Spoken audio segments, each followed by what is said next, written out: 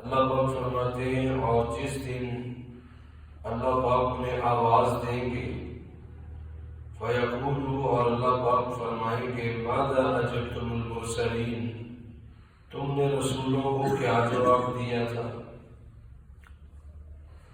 فَعَمِيَتْ عَلَيْهِمُ الْأَنْبَاءُ يَوْمَئِذٍ، بس اس دن خبریں ان پر پوشیدہ کر دی جائیں گی، مخفی کر دی جائیں گی۔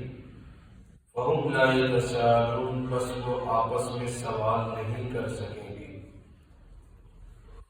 فَأَمَّا مَنْ تَابَ وَآمَنَ وَعَمِلَ صَالِحًا، بس وہ بندہ جس نے گناہوں سے رجوع کر لیا، ایمان لے آیا اور نیک عمل کیے، فَعَسَىٰ أَن يَكُونَ مِنَ الْمُفْلِحِينَ، تو امید ہے کہ یہ فلاح پانے والوں میں سے ہوگا۔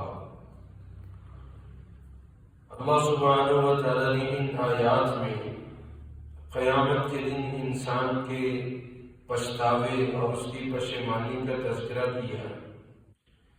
فرمایا قیامت کے دن اللہ پاک پوچھیں گے جی بھائی تمہارے پاس رسول آئے تھے، تم نے کیا جواب دیا تھا؟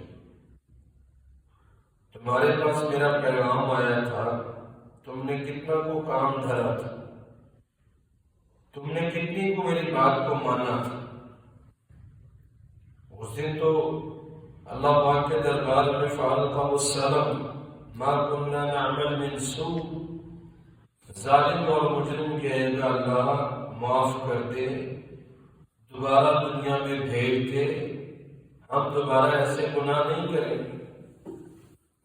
اللہ پاک فرماتے ہیں جب پوچھا جائے گا نا تو پھر یہ نہیں کہ وہ دائیں بائیں ایک دوسرے سے سوال کریں، خاموش ہو جائیں، کیونکہ انہوں نے جو دنیا میں پیغمبر ان کے پاس تشریف لائے تھے، واضح دلائل اور معجزات کو دیکھنے کے باوجود بھی وہ انبیاء علیہ السلام پر ایمان نہ لائے تھے۔ اور اسی طرح وہ بندہ جس کے سامنے قرآن مجید یا نبی علیہ السلام کے فرامین میں سے کوئی فرمان آ جائے اور وہ اس کو تسلیم نہ کرے، قیامت کے دن مجھ سے بھی اس کے بارے میں بات پرس ہوگی۔